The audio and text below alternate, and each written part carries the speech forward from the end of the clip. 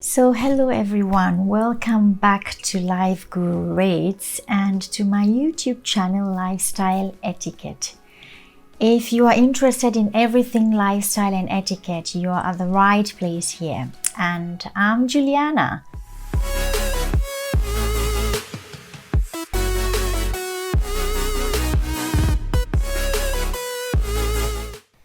It's about time. We had a long break with Life Guru Rates and I'm happy to be back with the series Suits, because today we will be talking about business etiquette, and there can't be a better series than to take Suits. Well, when talking about business etiquette, people forget that success is in any industry so important and relies on relationships.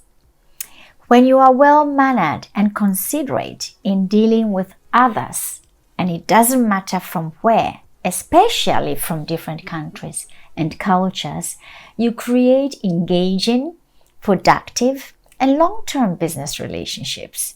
As such, it is so important to learn not just the technical skills, but also the soft skills, the business etiquette, the business manners, and that's what we will be rating today. So how to conduct oneself in the company of others, no matter where they come from. We'll be talking about that, and that's where international business etiquette comes in. Please join me and let's check some scenes. So that's an interview with Harvey. Harvey is one of the big law bosses in the series Suits, and as you can see, that's what I always say in my workshops. Interview really starts at the door. It starts actually once you get out of the car. People may be watching, observing you from the top, from wherever, from the window, from the company's building. So it starts at the front door. First impression, whether it's from the secretary or from the receptionist, matters a lot, because you never know whether the feedback of these people in front, the portier, the doorman, whoever, is significant. Although this scene seems to be very unrealistic in the real world, I think the most important point the director wants to bring across is very clear, namely, be different and have an unwavering confidence, especially in such an environment like this prestigious law firm. And you need that because to be in such a working environment, and especially as the associate of Harvey Specter, not only the competence but also the interpersonal skills that makes you succeed, and it opens doors. So in case you know who your interviewer will be or who is the boss, do some research about him or her. Okay, and now, is there a reason why I should let you in? You can also exactly what is obvious in this scene is the way you answer questions. It shows also your ability of how you carry out the job, for example, and also whether it aligns with the company culture. In this case, yes, they are all very cheeky, but they're also very confident. And in Mike's case here, his behavior really mirrors exactly the company culture, and that's needed in this firm. So for now, I would say the first impression is exactly what exactly this company culture is. And the feedback, as we can see from the receptionist or from the personal assistant from Harvey, weighs a lot. Can I get you anything? And in real life, I mean, the way he appeared and all with a suitcase and running in, this is hardly possible. He's also very cheeky. So it's a bit unrealistic, but I think we've got the information behind this scene and what the director wants to point out. Join me to the next scene.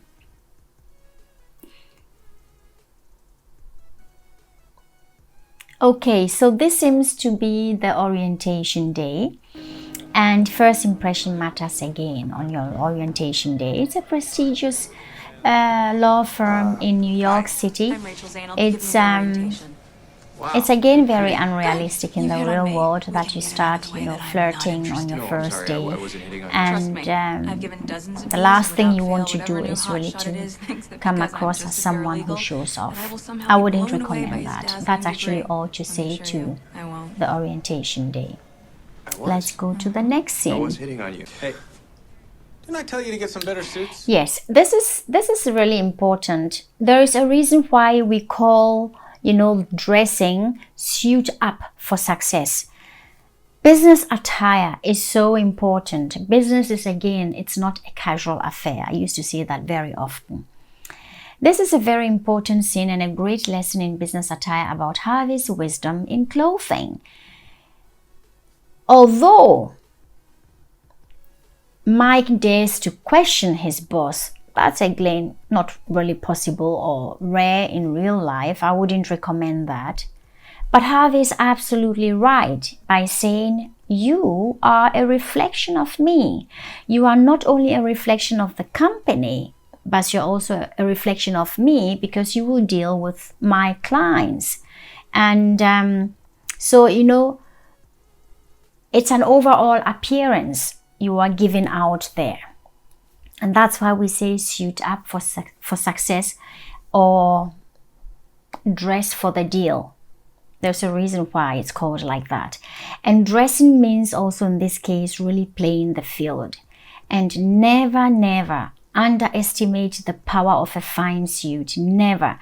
And I have an extract I would like to show you from one of my interviews with the famous Anthony Scaramucci, what he said about his first interview with Goldman Sachs. And it was also again about his attire, the suit, in such a prestigious company. Let's look in. I went to my first job interview at Goldman. I mean, I'm wearing Brioni today, but my first job interview at Goldman Sachs, I was in 100% polyester. So I just want you to imagine that I walked into the interview. I had a polyester suit on, a polyester shirt, and a polyester tie. So, you know, the partner from Goldman pulled me aside. He said, you're a smart kid, but you're the worst dressed person that we've met at the Harvard Law School. I remember being embarrassed by that. But you stood out. And he told me I had to go buy a suit. Otherwise, he wouldn't invite me to the callback interview down at Goldman Sachs' headquarters.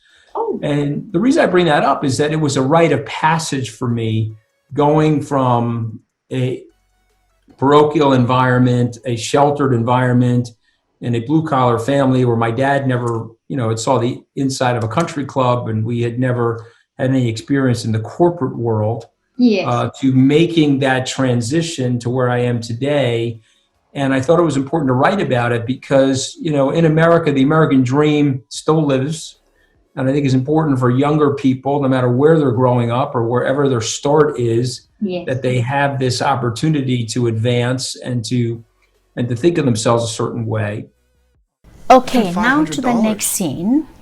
For how many suits? Although I'll really like to say again something about, you know, the dressing, the mix. This is what people forget. The technical skill is not enough. What drives the success is the healthy mix of competence, etiquette, interpersonal skills that make you succeed. No lawyer with self-respect in New York and in such prestigious law firm, a business where, you know, a city where business attire is more on the conservative side, wears a skinny tie or button-down shirt. You don't. If you have self-respect, people respond really to how you are dressed. And first impression matters. Again, ladies and gentlemen, your appearance is still speaking for you, and it does it in a very rapid pace. Why? Because that split second judgment we have, and it's really about 5 to 7 seconds, that may be inaccurate, but they stick in our brains. This is how we are built. It sticks in our brains, and the more you are aware of it, the more you want to be in control of how you want to be perceived. So please, that's the most important thing I want you to take away in this scene in terms of business attire. Now let's come to our last scene, and that, Louis, what the hell have you done? yeah, that seems to be a very good example in cross-cultural business etiquette, which is also an international business etiquette. So this is about paying attention to small cultural little details that pay dividend or break a deal. Louis, in this case, let his counterpart know he did his research before the meeting, which obviously helps support his agenda. That's impressive. Mike realizes it and follows his cues. Boom, well done. He has that self-awareness to know, okay, just follow Louis. It seems to work. That's actually a great lesson in cross-cultural etiquette, cultural awareness, and respect for other cultures. Louis has the etiquette advantage in this scene. He has the experience. And this is where I always say preparation meets opportunity. So you want to be respectful, have a growth mindset. And this scene could have also gone the other way, which Mike was worried about for a reason. I would always advise to be really careful about wearing another country's or ethnicity's traditional attire when visiting or meeting with international clients. You don't ever want to really come across as if you are playing dress up with garments which may have cultural, historical, but also religious meaning. And you really don't want to step on the foot of others or culture. So again, if in doubt, like Mike was at the beginning, better play it safe than have a head-to-toe makeover. That's all for today. I hope you enjoyed the insights into business etiquette. And I think Suits, the series Suits, is just the best example to take for business etiquette. And yeah, I will rate it the business etiquette an 8, but an 8 and not 9, because of that flirty, cheeky day on the orientation day. That's something I would not advise. Otherwise, it would have been a 9. I never give a full point, which is 10. So 8 is quite a good rate, and Suits has an overall quite good business etiquette. Okay, that's for today. Please, if you like these small little insights and maybe you've taken something with you, 1 or 2, like, and don't forget to click the subscribe button. I'll be very, very happy and grateful. And yes, I hope to see you. And if you have any ideas and comments, please do let me know and comment below. Thank you. See you soon. Stay safe.